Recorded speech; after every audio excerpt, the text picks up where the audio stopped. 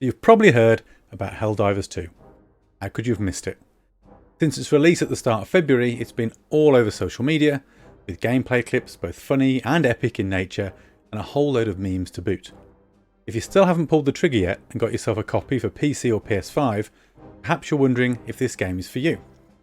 Well, I'm Jay, and in this video I'll tell you about 5 things that I thought of when I played Helldivers 2, which, if like me, will no doubt guarantee you a good time with this game.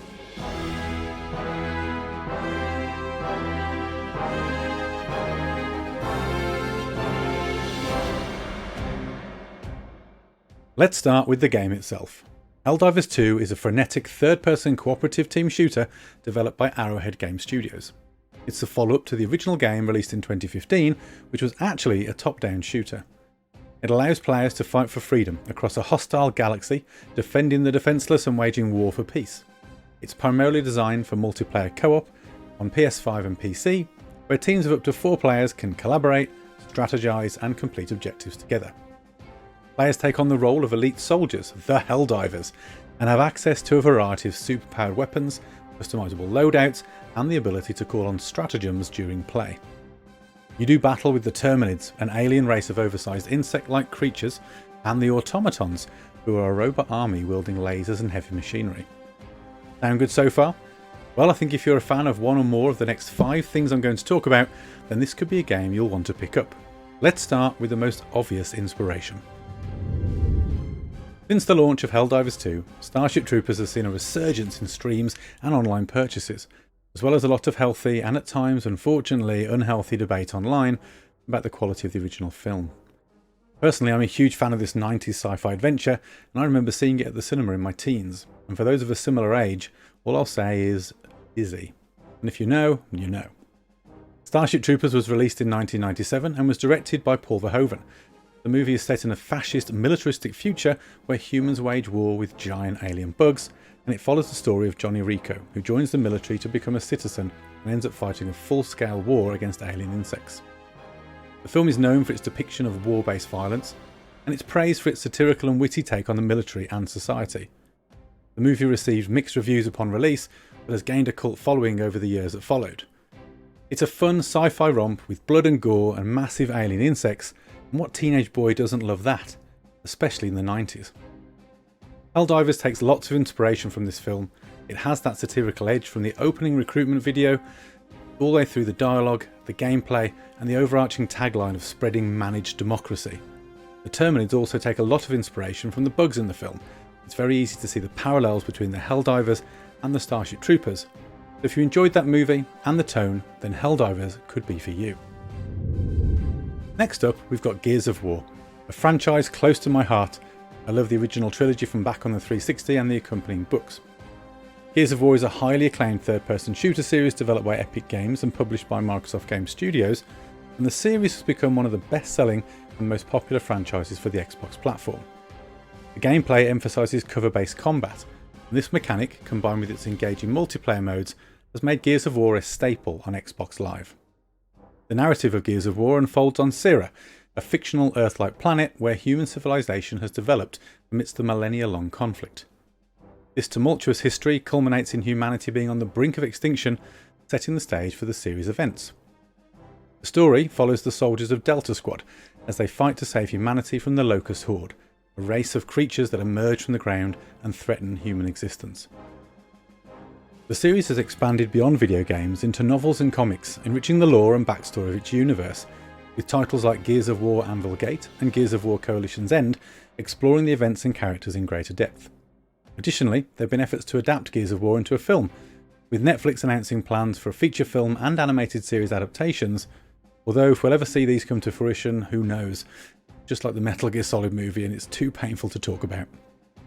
Overall, Gears of War is celebrated for its stunning visuals, innovative gameplay, and significant impact on the third-person shooter genre, and its emphasis on cooperative play, both in campaign and multiplayer modes, has set a standard for the gaming industry. Now, although the tone differs from Helldivers, there are similarities in gameplay. First of all, and something I really enjoy, is the more defense-focused nature of the gunplay. In Gears and Helldivers, it's very easy to become overrun. You're not a super soldier like Master Chief, who can simply stand toe-to-toe with the enemy.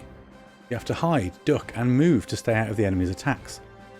Coupled with chunky guns, which really feel like they pack a punch, has a really good feel to combat. The cooperative elements of the gameplay really enhance the experience, but it can also be enjoyed solo, where the fear of being overwhelmed is even greater. A final nod to the Gears series comes in the form of the alien hives when fighting the Terminids. Similar to Gears' emergence holes, a well-placed grenade will close a Terminid nest, preventing additional creatures from attacking you. So if you enjoyed the Gears gameplay and that feeling of overcoming the odds in battle, then Helldivers may be for you. So we've talked about the alien insects a lot so far. What we haven't touched on are the automatons, and this is where the game really goes up a level. And I'll be honest and say that as I remain in the earlier part of this game, character leveling wise, I'm not in a position to take the automatons on. I have tried a couple of times and failed in epic fashion, getting absolutely annihilated. Unlike the aliens, this enemy class can shoot, throw explosives, as well as absorbing far more bullets and dealing way more damage. The game definitely intends for you to level up against the Terminids before even considering taking on the automatons. The most obvious comparison I can make for these enemies is the Terminators. They need no explaining, I'm sure. The image of the T-800 exoskeleton with its ominous red glowing eyes is iconic, and the automatons look and compete like a Terminator. Coming wave after wave as an unstoppable force, they take that feeling of being overwhelmed up a notch, especially from the Terminids, and they feel like a challenge that I'm sure, once I'm suitably levelled and skilled to deal with, will feel like a real accomplishment once I conquer them. It gives you something to work towards as you progress your character loadout. If you enjoy the idea of terrifying robot overlords, get used to that in a world dominated by AI, then you may like Helldivers. Okay, so let's talk about Destiny, the online-only multiplayer first-person shooter developed by Bungie.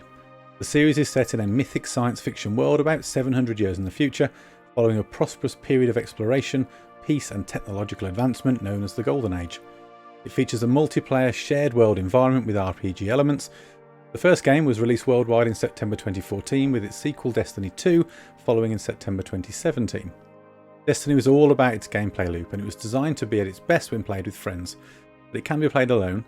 Instantly some of the comparisons are obvious, but I've seen people online saying that perhaps Helldivers is the game that players always wanted Destiny to be. Now that may well be a little harsh on Destiny, as it has a big fan base and it's a very popular franchise. Likely at the end of its life now as player counts continue to drop, we're likely to see a Destiny 3 soon. I did play both Destiny titles and I enjoyed them for a limited time, but for me it got a bit boring. It's far too early to say whether the same will be true of Helldivers, and I could see it going that way longer term, but for now it's got me hooked. So if you enjoyed the Destiny mission grind and parting up with your friends to take down waves of enemies, then maybe Helldivers is for you. With my final comparison, we're going for a deeper cut.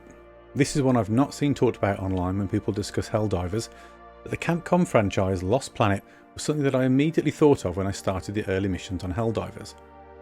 Lost Planet is a third-person shooter, developed and published by Capcom. It was released for Xbox 360, PlayStation 3 and PC.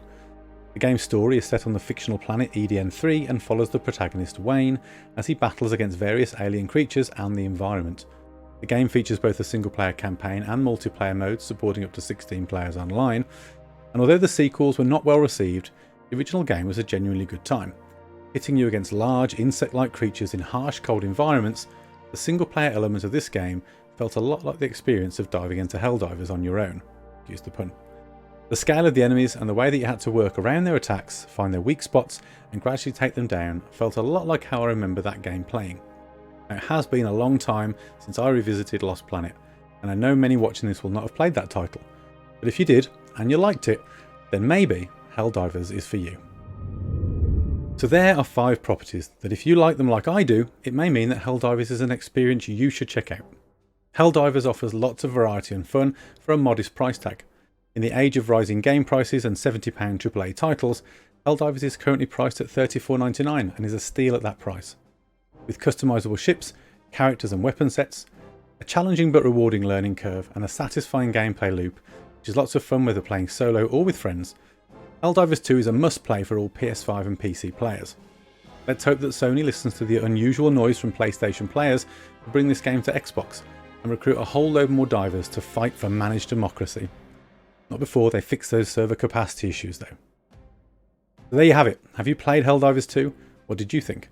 If you haven't played it, have I given you food for thought? Let me know down in the comments and I'll do my best to read and reply to them all. and I'll see you in the next video.